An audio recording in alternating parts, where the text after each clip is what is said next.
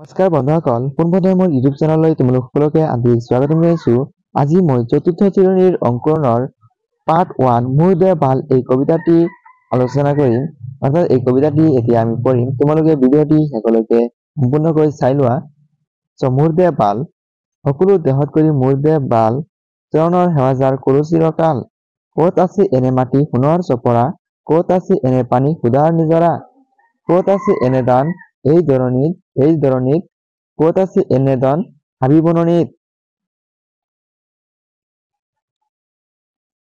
ক'ত আছে এনে পলু এৰি মুগা পাত, ক'ত আছে এনে পক্ষী অমতৰ মাত, ক'ত আছে এনে ফুল ফুলে 12 মাহ, ক'ত আছে এনে ফল দেখিলে উলাহ,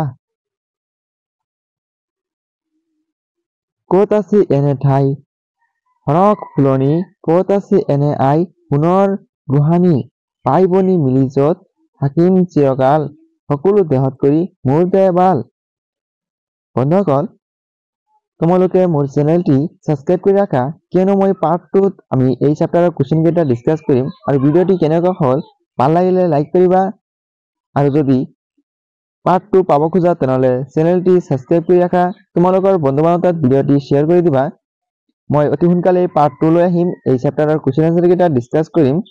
তোমালোকে আৰু কোনটো চেপ্টাৰৰ ভিডিঅ' লাগে কমেন্ট কৰি জনাবা, মই অতি সোনকালে এই চেপ্টাৰৰ ভিডিঅ'টি লৈ আহিম।